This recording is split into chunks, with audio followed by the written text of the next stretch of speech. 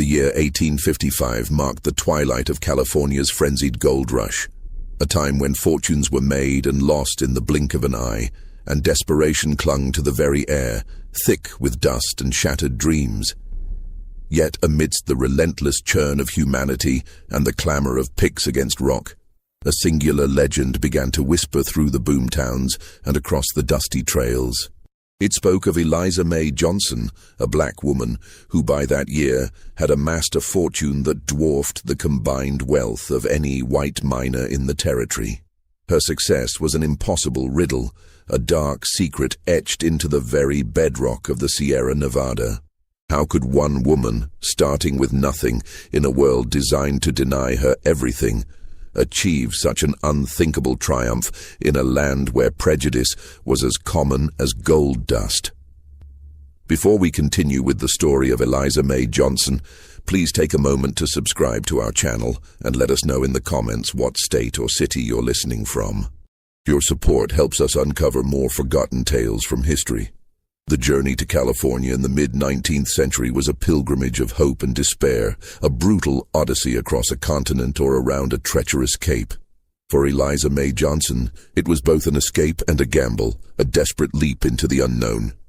She arrived in San Francisco in the spring of 1850, a city still more tent than timber, its streets a quagmire of mud and ambition, perpetually under construction and deconstruction.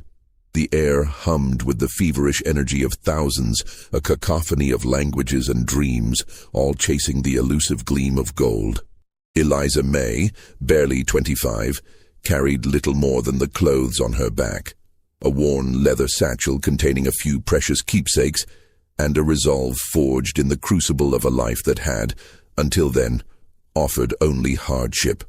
She had been born into bondage in the humid fields of Georgia, her early years marked by the relentless sun, the back-breaking labor, and the ever-present threat of the whip. Freedom, when it finally came, was a fragile thing, purchased with years of grueling toil and a small, hard-won sum. But freedom in the South for a black woman was a hollow promise, shadowed by prejudice, violence, and severely limited opportunity. The tales of California, a land where gold lay scattered like pebbles, where a man, or so the whispers claimed, could rise above his station, ignited a spark within her.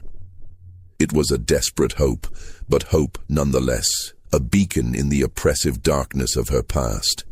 The long, arduous sea voyage around Cape Horn had tested her spirit. The cramped quarters, meager rations, and constant threat of storms, a constant reminder of the precariousness of her existence. Yet, each day at sea, she stared out at the vast, indifferent ocean, imagining a new horizon, a place where her past could not follow, where the chains of memory might finally loosen their grip. San Francisco was a shock. The sheer chaos, the cacophony of languages, the raw, untamed energy of men from every corner of the globe, all driven by a singular, consuming avarice. The smell of salt and pine mingled with the stench of unwashed bodies, stale whiskey, and the ever-present odor of human desperation. Mud, thick and clinging, coated everything, a testament to the constant churn of humanity and the lack of any proper infrastructure. But beneath the surface, the familiar currents of prejudice ran deep. Black men and women, though free, found themselves relegated to the margins, often performing the most arduous and least respected labor, their contributions often overlooked, their dignity often challenged. Eliza May, with her quiet dignity and sharp, observant eyes, quickly understood that the gold in the rivers was not the only currency. Information, observation, and an understanding of human nature were just as valuable, if not more so, in this wild, untamed land. She found work almost immediately, not in the mines, but in the bustling makeshift laundries that sprang up to serve the endless stream of dirty, desperate miners. The work was back-breaking. Hands raw from lye soap and cold water, the steam from boiling tubs clouding her vision and stinging her eyes. But it offered a unique vantage point. As she scrubbed the grime from canvas trousers and flannel shirts, she listened, She heard the boasts of sudden riches, the laments of crushing losses, the whispered rumors of new strikes, and the dark, hushed tales of disappearances and claim disputes. The laundry, she realized, was the nerve center of the camp's gossip, a place where secrets like gold dust often clung to the fabric, waiting to be shaken loose. Her keen mind absorbed it all. She learned the names of the successful, the desperate, the ruthless. She understood the patterns of the gold flow, not just from the earth, but through the hands of men, how it changed hands in saloons, at card tables, and in the dark alleys. She saw how quickly fortunes turned, how easily trust was betrayed, and how the law in these wild territories was often a malleable thing, bent by the strongest will or the heaviest purse. The gold rush was not just a search for precious metal. It was a brutal, unforgiving game of survival, and Eliza May was determined to learn its rules and perhaps to rewrite them. She saved every penny, her meager earnings slowly accumulating in a small hidden pouch. She ate sparingly, slept little, and worked tirelessly, driven by an unyielding purpose. Her small, rented room in a crowded boarding house offered little comfort, but it was her own, a sanctuary from the chaos outside. She watched the miners, their faces etched with hope and exhaustion, their eyes gleaming with a dangerous avarice that bordered on madness. She saw the desperation that drove men to violence, to ruin, to madness. She saw the fleeting nature of their gains, how easily a rich strike could be followed by a dry streak, how a lucky find could be gambled away in a single night at a saloon, leaving a man with nothing but regret and empty pockets. The gold, she realized, was a fickle mistress, demanding everything and giving little in return. Eliza May understood that true wealth wasn't just about finding gold. It was about keeping it, about understanding the currents of power and influence that flowed beneath the surface of the chaotic boom towns. She observed the merchants, the bankers, the saloon owners, the ones who consistently profited regardless of who struck it rich or went bust. They didn't dig in the dirt. They controlled the flow, the supply, the credit. Her goal was not just to survive, but to thrive, to build a fortress of security that no man, no prejudice, could ever breach again. The path to that fortress, she sensed, lay not in the back-breaking labor of the mines, but in the shadows and whispers of the men who toiled there and the secrets they inadvertently revealed. She spent her evenings poring over discarded newspapers, learning about land claims, water rights, and the ever-shifting legal landscape of the territory. She taught herself to read and write with a fierce determination, understanding that knowledge was a weapon, a tool for survival. The sounds of distant gunshots and drunken brawls were a constant lullaby in the burgeoning town, a stark reminder of the thin veneer of civilization. Eliza May knew that to survive, she had to be more than just a laundress. She had to be an architect of her own destiny, brick by painstaking brick. She moved from San Francisco to the burgeoning mining camp of Serpent's Gulch in late 1850, drawn by the promise of more direct access to the miners and their secrets. Serpent's Gulch, nestled deep in the foothills of the Sierra Nevada, was a raw, untamed place, its main street a muddy track lined with ramshackle saloons, general stores, and tents that seemed to lean precariously against each other. The air here was thick with the scent of pine, sweat, and the metallic tang of ambition. It was a place where fortunes were made and lost with brutal speed, and where the line between law and lawlessness was often blurred beyond recognition. Here, Eliza May established her own small laundry, a canvas tent with a roaring fire and bubbling tubs, positioning herself at the very heart of the camp's daily rhythm. She was a silent observer, a shadow in plain sight, watching the men come and go, their faces telling stories even their lips dared not utter. The winter of 1851 descended upon Serpent's Gulch with a vengeance, blanketing the rugged landscape in a thick, unforgiving snow. The cold bit deep, slowing the frantic pace of mining, but intensifying the desperation that gnawed at the men's souls. The air grew thin and sharp, carrying the scent of wood smoke and distant pine, but also an undercurrent of something colder, more unsettling, a premonition of dread. The wind howled through the canyons, a mournful dirge that seemed to carry the unspoken fears of the men who huddled in their flimsy tents, their breath misting in the frigid air. It was during this brutal season that the first of the disappearances began, not just of men, but of entire claims, as if the earth itself was swallowing them whole. Old Man Hemlock, a grizzled prospector known for his stubbornness and a streak of luck that had recently turned, vanished without a trace. His claim, a small but consistently yielding patch along the Serpent River, was found abandoned, his tools scattered, his tent collapsed, half buried in snow. The general consensus among the miners, huddled around roaring fires in the saloon, was that he'd either struck it rich and fled, or more likely succumbed to the elements or a desperate claim jumper. "Just another fool who thought he could outrun the mountains," grumbled one miner, warming his hands over a sputtering stove, his voice laced with a mixture of fear and fatalism. But Eliza May, scrubbing Hemlock's last batch of muddy trousers, noticed something peculiar. A small, intricately carved wooden bird, a trinket he always kept in his breast pocket, was missing. Hemlock was a creature of habit, a man who clung to his few possessions with a fierce loyalty, each item a tether to a life he had left behind. That bird was his constant companion, a smooth, dark piece of wood he'd often rub between his fingers while he spoke, a talisman against the harshness of the world. Its absence felt wrong, too deliberate for a simple flight or a random act of violence. It was as if someone had taken a piece of him, a signature of his existence, a final, chilling flourish. Then came the case of the Miller brothers, two burly men from Ohio who had recently boasted of a significant strike, their pockets jingling with fresh gold dust. Their laughter had been loud, their boasts even louder, echoing through the frigid night from the Golden Nugget saloon.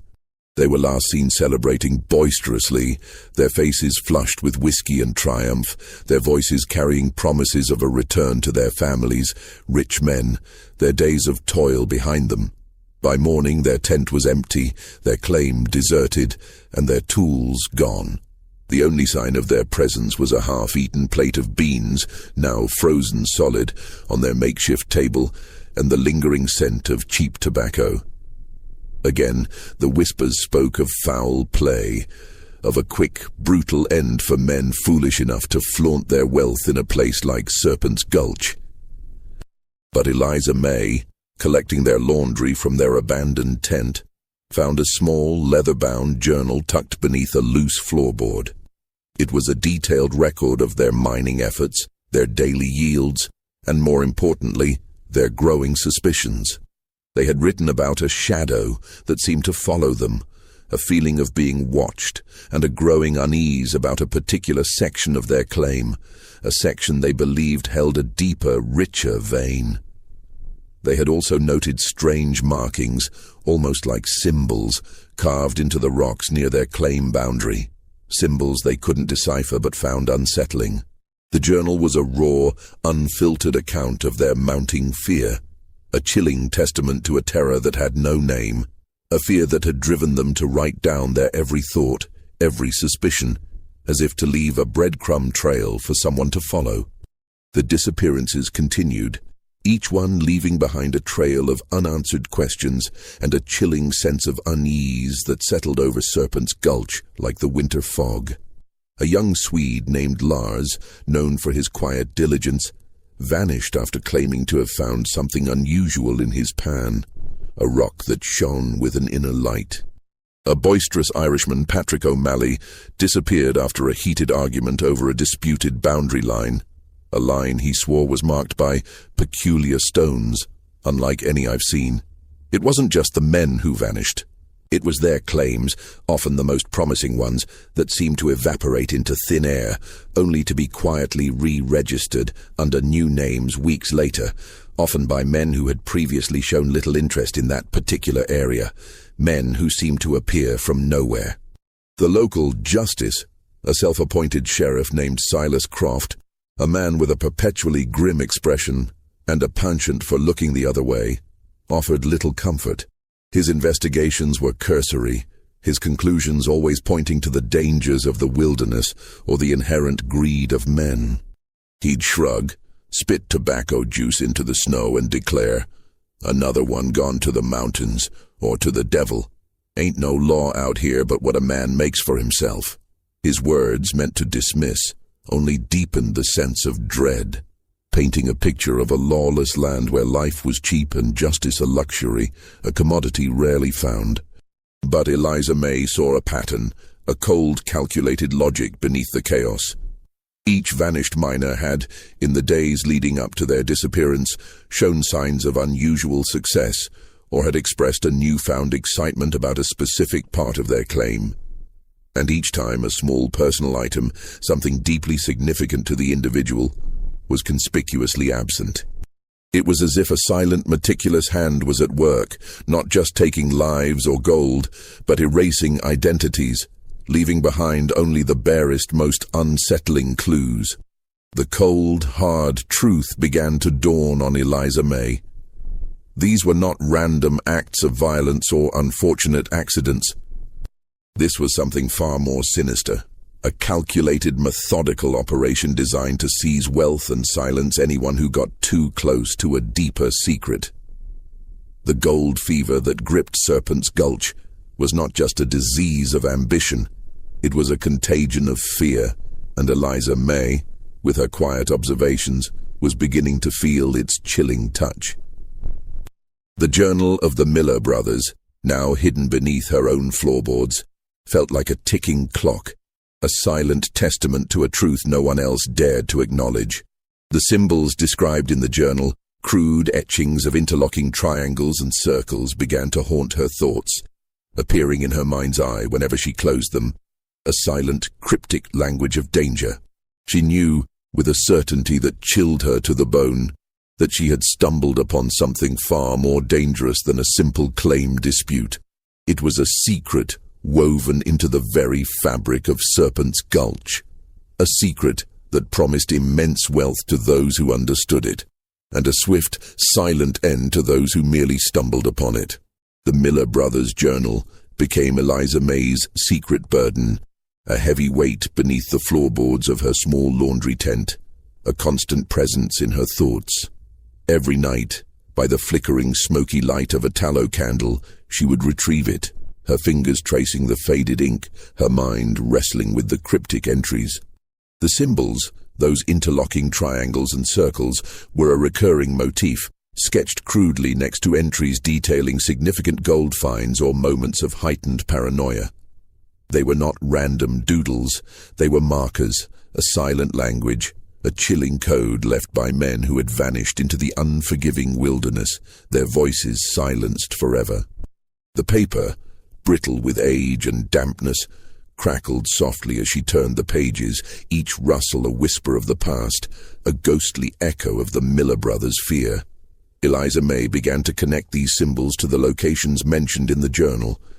The Miller brothers had been working a claim near a distinctive rock formation, a jagged outcropping known locally as Devil's Tooth, a place where the wind always seemed to moan a low, mournful tune.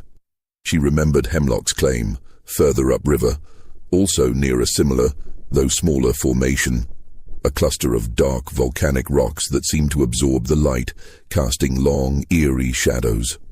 And Lars, the quiet Swede, had been panning near a cluster of ancient, gnarled oaks that stood like sentinels on a ridge, their roots clinging to the earth in a pattern that, in her mind's eye, began to resemble the very symbols she saw in the journal. The landscape itself, she realized, was a map, if only she knew how to read its ancient, silent language. She started to pay closer attention to the men who frequented her laundry, particularly those who had recently acquired claims that had once belonged to the vanished. There was a man named Elias Thorne, a gaunt, taciturn figure who had arrived in Serpent's Gulch with little more than a pickaxe and a haunted look in his eyes, as if he carried a heavy secret. He had, almost overnight, become the owner of Hemlock's old claim, and his once threadbare clothes were now replaced with finer woolens, though they still carried the faint scent of pine and something metallic, something that wasn't gold. He never spoke much, but Eliza May noticed the way his eyes darted, always scanning, always watchful, like a cornered animal, perpetually on guard. She also observed a subtle change in his demeanor. A nervous energy had replaced his initial desperation, a kind of guarded triumph, a glint of something cold and calculating in his gaze. He paid his laundry bills promptly, always in freshly panned gold dust, but his hands trembled slightly as he handed it over, as if the gold itself burned him. Another figure was a merchant named Arthur Finch, a man who ran the general store, his smile always too wide, too practiced, his eyes too sharp, like a hawk's, missing nothing. Finch seemed to profit immensely from the misfortunes of others, always ready to buy up abandoned equipment or sell supplies on credit at exorbitant rates. His ledger always balanced in his favor, never in the miners. He was often seen conversing in hushed tones with Sheriff Croft, their heads bent together in the dim light of the saloon, their words lost to the general din of the camp, but their gestures speaking volumes of a shared understanding, a silent complicity. Eliza May had noticed Finch wearing a small silver pendant, almost hidden beneath his shirt, bearing a symbol strikingly similar to those in the journal. It was a fleeting glimpse, a glint of metal against his dark vest, but it solidified a chilling suspicion. The pendant was not a common design. It was unique, almost tribal in its simplicity, yet deeply unsettling, a mark of belonging to something hidden. The whispers among the remaining miners grew darker, more desperate. They spoke of bad luck claims, of places where the gold seemed cursed, where men simply disappeared, swallowed by the earth or the shadows. "It's the spirits of the mountains," one old-timer would croak, his voice raspy from years of dust and whiskey, his eyes wide with superstitious fear. "They don't like men digging too deep." But Eliza May knew it wasn't luck or spirits. It was a deliberate, orchestrated pattern, a cold human hand at work. She began to map out the disappearances, mentally placing them on the rough map of Serpent's Gulch she had pieced together from conversations and observations. A chilling constellation began to form. The vanished claims were not random. They formed a loose perimeter around a central, less-mined area, a rugged, almost inaccessible canyon known as the Serpent's Maw. The very name sent a shiver down her spine, a place few dared to venture, rumored to be haunted by ancient spirits or dangerous beasts, a place of ill omen. One evening, while mending a torn shirt belonging to a new miner, a young man named Thomas, she overheard a fragment of conversation. Thomas was speaking to a grizzled veteran, complaining about his poor luck. "I swear the ground here is cursed," he muttered, wiping sweat from his brow with a grimy hand. "I found a strange rock today, near the old Hemlock claim. Had some queer markings on it like a child's drawing, but sharper, somehow, like they were meant to mean something." Eliza May's heart pounded, a frantic drum against her ribs, threatening to betray her calm exterior. "What kind of markings?" she asked, her voice carefully neutral, her hands still busy with the needle, though her fingers trembled slightly. Thomas shrugged, dismissing it. "Just some triangles and circles all jumbled up. Threw it back in the river. Didn't want no bad luck." He shuddered, as if the memory itself was cold, a brush with something unsettling. Eliza May felt a cold dread settle in her stomach, a knot of fear tightening in her gut. The symbols were not just in the journal, they were physically present in the landscape, a silent, ominous signpost, a warning etched into the very earth. She realized that the disappearances were not just about gold, they were about control. Someone was systematically clearing out specific claims, perhaps to consolidate a larger, more valuable territory, or to hide something far more significant than a simple gold vein. The shadows of the past were not just whispers, they were etched into the very rocks of Serpent's Gulch, waiting to be read by someone brave enough to look. And Eliza May, against her better judgment, felt an irresistible pull towards that dangerous knowledge. The air in her small tent suddenly felt heavy, thick with unspoken secrets and the chilling possibility that she, too, was now marked, a silent target in a deadly game. Before we delve deeper into Eliza May's dangerous discoveries, we want to hear from you. What are your theories so far? Do you think Eliza May is right to be suspicious? Leave your thoughts in the comments below. Hit that like button if you're enjoying this chilling tale and share it with a friend who loves a good mystery. Armed with the journal and her growing suspicions, Eliza May began a dangerous double life. By day, she was the quiet, industrious laundress, her hands perpetually busy, her face serene, her movements efficient, a picture of unassuming diligence. The scent of lye and damp cloth clung to her, a comforting mask that hid her true intentions. By night, she was a silent investigator, her mind piecing together fragments of information, her courage hardening with each passing day, fueled by a desperate need for security. She started to make discreet inquiries, not directly about the disappearances, but about the history of the claims, the geological makeup of the area, and the men who had come and gone, their stories fading into the dust. She'd ask seemingly innocent questions while mending a torn seam or serving a cup of coffee, her eyes never leaving the faces of the men she questioned, searching for any flicker of discomfort or recognition, any telltale sign.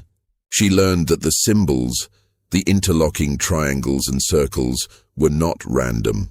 Through careful observation of old, discarded maps she found in the general store's refuse and hushed conversations with a few older, more knowledgeable miners who had been in the territory for years, she discovered they were ancient survey markers used by a forgotten, perhaps even indigenous people to denote areas of unusual mineral deposits.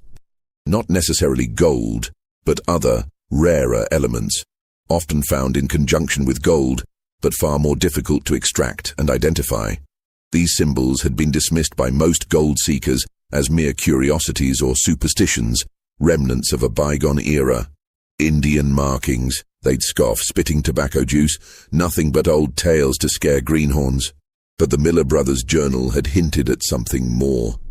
They had found a strange, heavy, dark rock within their claim, a rock that seemed to hum with an unnatural energy, a faint, almost imperceptible vibration, and it was near this rock that they had seen the symbols.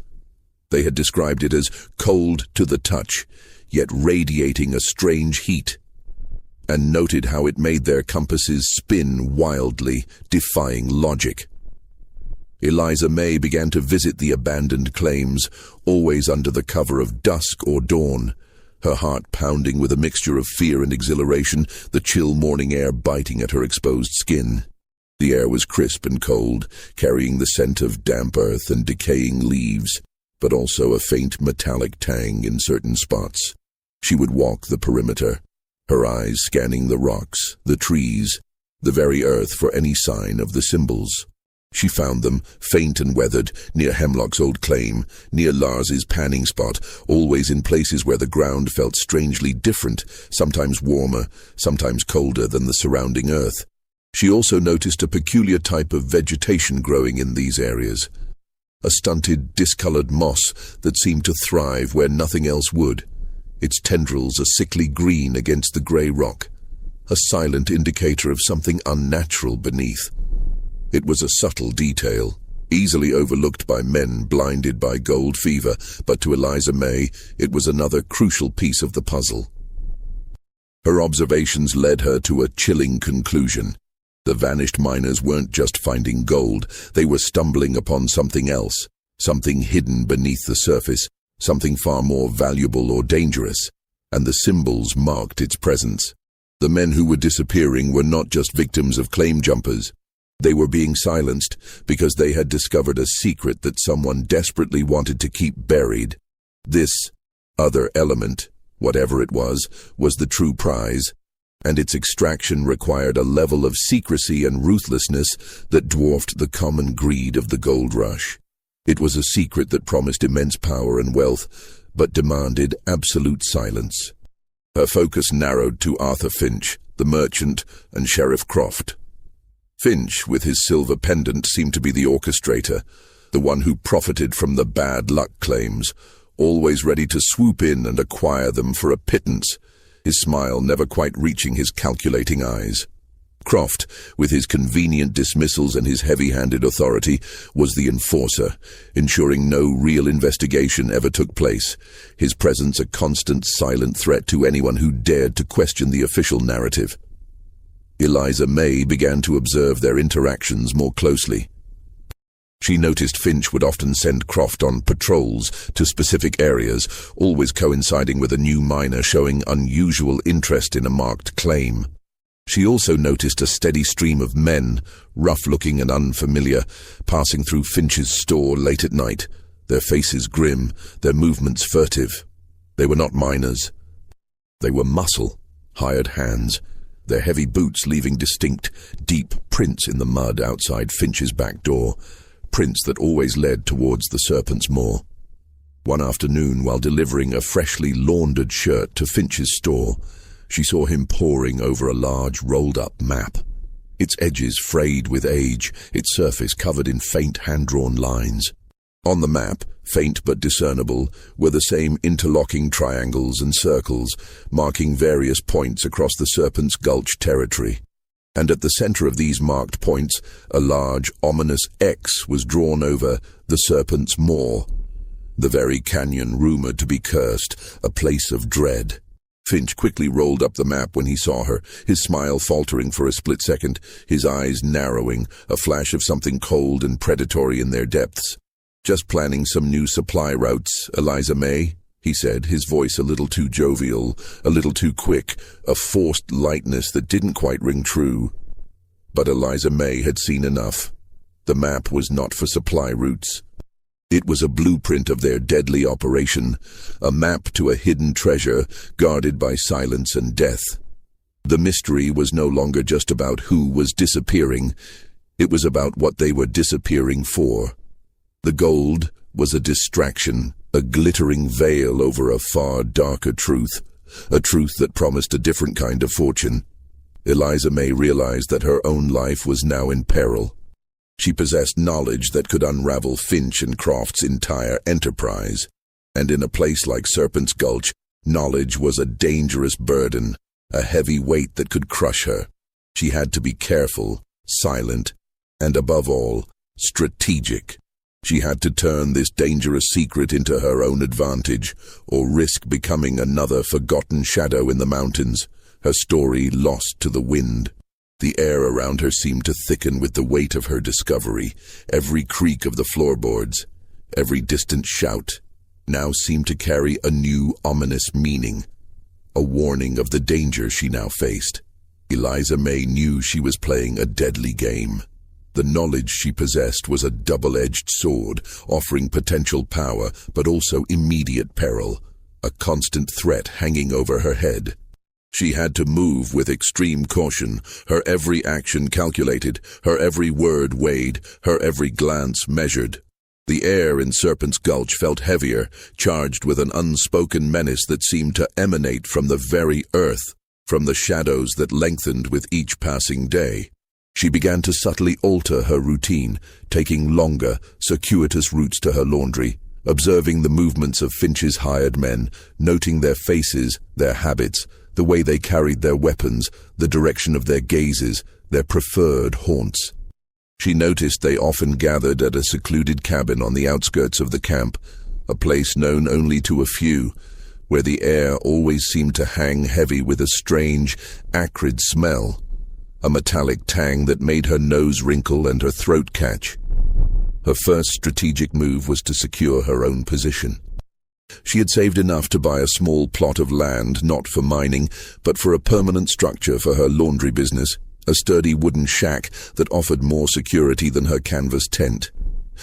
This gave her a sense of rootedness, a legitimate reason to remain in Serpent's Gulch, and a more secure place to hide her growing collection of clues, the journal, the scraps of maps, the strange discolored rocks she had secretly collected from the marked claims.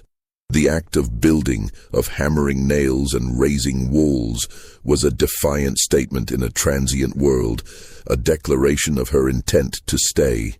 She also began to cultivate relationships with other marginalized members of the community.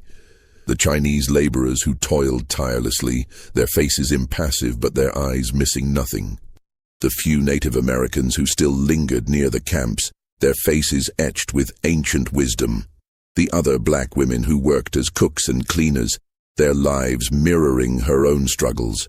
They were the invisible eyes and ears of the Gulch, often overlooked, but privy to a wealth of information, fragments of conversations, hushed warnings, subtle shifts in the camp's undercurrents.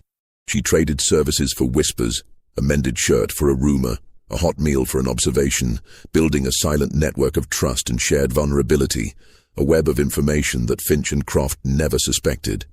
The tension escalated when one of Finch's men, a burly brute named Jed, a man whose eyes held a chilling emptiness, began to frequent her laundry, his gaze lingering on her with an unsettling intensity.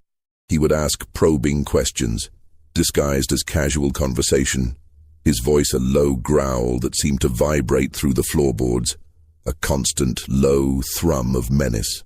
"Heard you're a smart one, Eliza May. Always got your ear to the ground, eh?" He'd lean against the doorframe, blocking the light, his shadow falling over her work, a dark, oppressive presence. Eliza May met his gaze with a calm, unreadable expression.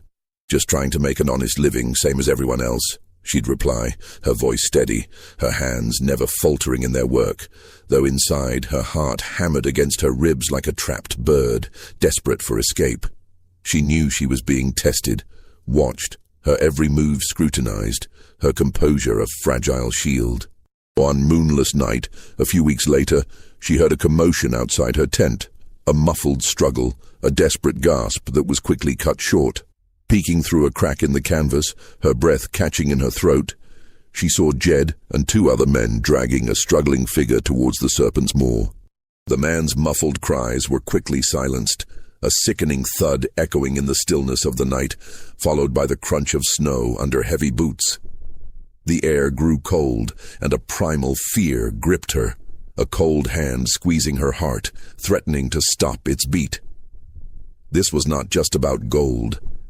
It was about absolute control, about eliminating any obstacle, any witness, with ruthless, terrifying efficiency. The chilling silence that followed was more terrifying than any scream, a testament to the finality of their actions. Eliza May realized she couldn't confront them directly. She needed leverage, something undeniable, something that would turn their own greed against them, a weapon forged from their own dark secrets. She returned to the Miller Brothers journal, rereading the entries about the strange, heavy, dark rock.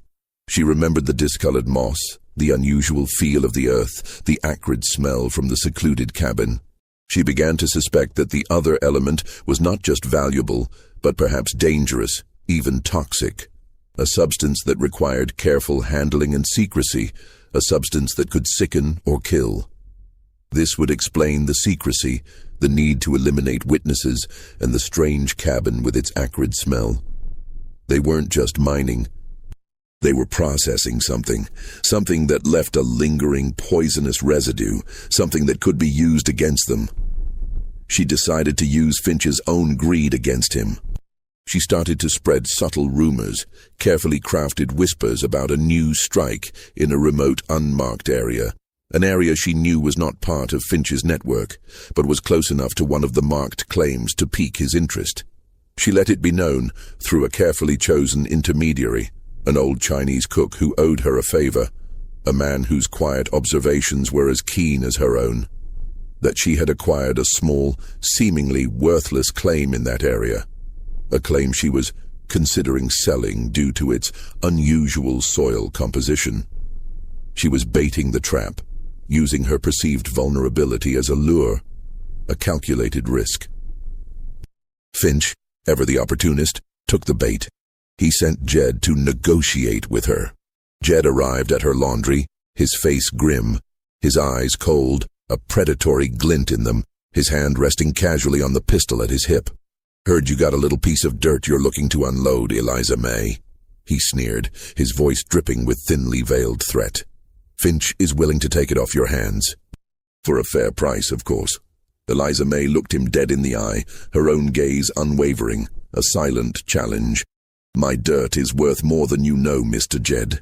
It has a unique quality, a quality that only certain men would understand. She paused, letting her words hang in the air, a silent challenge, a veiled threat that hinted at deeper knowledge. Perhaps Mr. Finch would be interested in a private conversation, without intermediaries.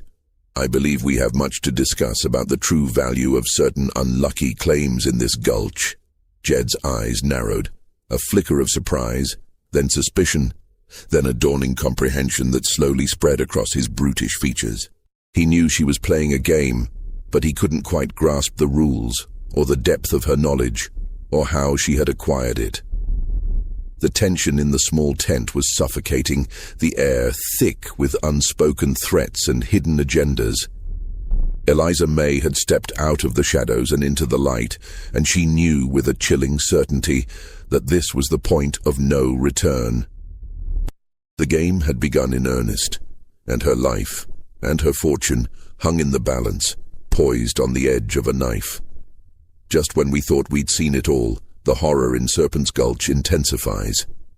If this story is giving you chills, share this video with a friend who loves dark mysteries, hit that like button to support our content, and don't forget to subscribe to never miss stories like this. Let's discover together what happens next. The meeting was set for the following evening, in the back room of Finch's general store, a space usually reserved for counting gold and storing illicit whiskey. The air was thick with the smell of dust, old leather, and the unspoken tension that crackled between them, almost visible in the dim, flickering light of the single lantern that hung precariously from the ceiling. Finch sat behind a heavy wooden desk, his fingers drumming a nervous rhythm on its surface, his face a mask of barely contained fury. Sheriff Croft stood silently beside him, his hand resting casually yet menacingly on the butt of his well-worn revolver, his eyes like chips of ice, cold and unblinking. Jed stood by the door, a silent, menacing sentinel, his bulk filling the doorway, cutting off any easy escape, his presence a palpable threat. Eliza May, dressed in her cleanest, simplest dress, sat opposite Finch, her hands folded calmly in her lap, her face a mask of quiet determination, betraying none of the frantic beating of her heart, none of the cold fear that coiled in her stomach. "So, Eliza May," Finch began, his voice smooth as polished stone, a deceptive calm that barely masked the coiled anger and apprehension beneath. "Jed tells me you have a proposition. Something about a unique claim?" His eyes, however, were not on her, but on the small, leather-bound journal she had deliberately placed on the table between them, its worn cover a stark contrast to the polished wood, a silent accusation. Eliza May met his gaze directly, her own eyes unwavering, holding his with a quiet intensity. "Indeed, Mr. Finch. A unique claim and unique knowledge." She pushed the journal forward, sliding it gently across the table until it rested just within his reach, a silent dare. This belonged to the Miller brothers. They were observant men, and they wrote everything down, every detail, every suspicion. Finch's smile vanished, replaced by a grimace of pure venom, his lips thinning into a cruel line. Croft shifted, his hand tightening audibly on his weapon, the metallic click of the hammer a chilling punctuation mark. Jed took a menacing step forward, his shadow falling over Eliza May, engulfing her in darkness. "What is this, woman?" Finch hissed, his voice losing its veneer of civility, a raw edge of fear and fury creeping in, betraying his carefully constructed composure. "It's a record, Mr. Finch," Eliza May replied, her voice steady, clear, and devoid of any tremor, cutting through the tension. "Of their discoveries, not just of gold, but of the strange, heavy, dark rock they found, the one that hummed with an unnatural energy, the one that made their compasses spin wildly, defying all natural laws, the one that grows near the ancient markers, the ones you've been so diligently clearing claims around, one by one. She paused, letting her words sink in, each one a carefully aimed arrow, striking true. And it's a record of their suspicions, of the shadows that followed them, and of the men who silenced them. Men like Jed, perhaps. Her gaze flickered to the brute by the door, who flinched almost imperceptibly, a muscle twitching in his jaw. Finch's face was a mask of cold fury, his knuckles white as he gripped the edge of the desk, his breath coming in short, sharp gasps. "You're talking nonsense. These men simply vanished as many do in this wilderness. The mountains claim their share, and the rivers take the rest." "Do they, Mr. Finch?" Eliza May countered, her gaze unwavering, her voice gaining a quiet power that filled the small room. "Or are they made to vanish, like Old Man Hemlock, whose intricately carved bird was taken as a trophy, a macabre souvenir of a life extinguished? Like Lars, the quiet Swede who spoke of unusual finds and then disappeared into the snow, leaving no trace? Like Patrick O'Malley, who argued over a boundary marked by peculiar stones and was never seen again? All of them stumbling upon the same secret, marked by the same symbols, and then gone. And their claims, conveniently acquired by you or your associates, often for a fraction of their true worth, before the bodies were even cold. She leaned forward slightly, her voice dropping to a conspiratorial whisper, though it carried clearly in the tense silence, each word a hammer blow. "I know about the other element, Mr. Finch. The one that is not gold, but far more valuable to the burgeoning industries back east. A mineral that promises a future beyond the fleeting gleam of gold. I know it's far more dangerous to extract, requiring specialized knowledge and equipment, and leaving a trail of sickness. I know about the cabin and the acrid smell of its processing, a smell that clings to the clothes of your men, a telltale sign. I know about the men you employ to ensure your secrets remain buried, men who are not afraid to use violence, to silence any witness. I know you're not just mining. You're orchestrating a deadly enterprise, processing something that could make you richer than any gold strike if you can keep it quiet. And you have kept it quiet, Mr. Finch, through fear and murder, through a systematic campaign of terror." Croft finally spoke, his voice a low growl, his hand now fully gripping his revolver, the barrel glinting dully in the lantern light. "You've seen too much, woman. You won't leave this room alive." The metallic click of his hammer being cocked echoed ominously, a sound that promised immediate violence. "Perhaps not," Eliza May said, a faint, chilling smile touching her lips, a smile that held no mirth, only a profound understanding of the stakes, a grim acceptance. "But others have seen it too. Others know. I have taken the liberty of sharing this journal and my detailed observations with a network of trusted individuals. Should I not emerge from this room, or should any harm befall me, this information, along with details of your entire operation, your map, and the true nature of what you're extracting, will be made public. It will reach the ears of the authorities in Sacramento, and perhaps even further, to the newspapers in San Francisco and beyond. And then, Mr. Finch, your carefully constructed empire of silence will crumble. The gold rush will turn into a scandal. Your name will be synonymous with murder and deceit, a stain that no amount of gold can wash away. And you, Sheriff Croft, will be exposed as nothing more than a hired thug, a corrupt official who turned a blind eye to atrocities, a man who sold his soul for a few pieces of silver." Finch's eyes darted to Croft, then to Jed, then back to Eliza May, his face a mask of warring emotions, rage, fear, and a dawning, chilling realization that he had been outmaneuvered. The silence in the room was deafening, broken only by the distant sounds of the camp. A dog barking, a drunken shout, sounds that seemed impossibly far away, belonging to a different world. He knew Eliza May was not bluffing. The sheer audacity of her plan, the meticulousness of her investigation, the depth of her knowledge, had caught him completely off guard. He had underestimated the quiet laundress, seeing only her race and her gender, not the steel forged in a lifetime of struggle, not the formidable intellect hidden behind her calm demeanor. The other element was indeed far more valuable than gold, a rare mineral used in nascent industrial processes, and its secret extraction was his ticket to unimaginable wealth, a wealth he was not prepared to lose, not even to save his soul.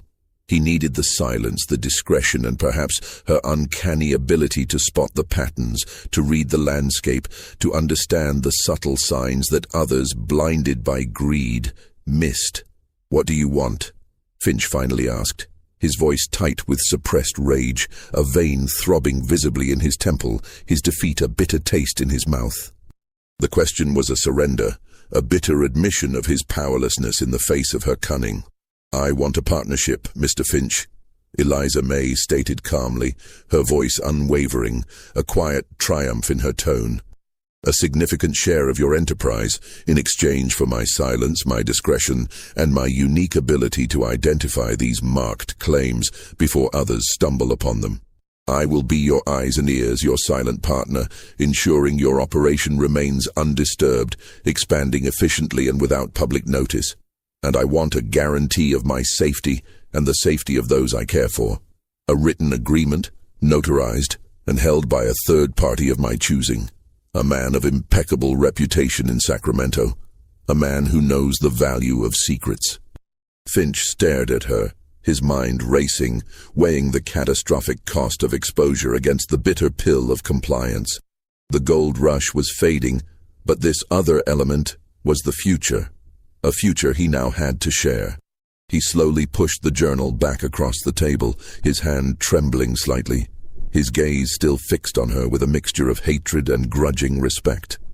"You drive a hard bargain, Eliza May Johnson," he said, his voice a low growl, tinged with a chilling undercurrent of resentment and a promise of future retribution, a silent vow that this would not be the end of their struggle. "Very well. We have a deal." The handshake was cold, firm, and fraught with unspoken dangers, a pact forged in fear and ambition, a silent agreement that would forever bind them. Eliza May had not just survived, she had turned the tables, leveraging her knowledge and her courage into a position of undeniable power. She had found her gold, not in the dirt, but in the dark heart of Serpent's Gulch, a fortune built on secrets and the silent terror of others. A fortune that would change her life forever. From that night forward, Eliza May Johnson's fortune in Serpent's Gulch began its meteoric rise. She was no longer just a laundress.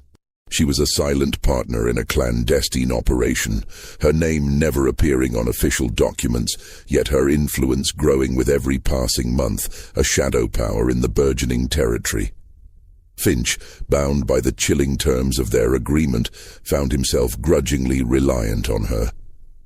Eliza May's uncanny ability to identify the marked claims, to read the subtle signs in the landscape and the whispers among the miners, proved invaluable.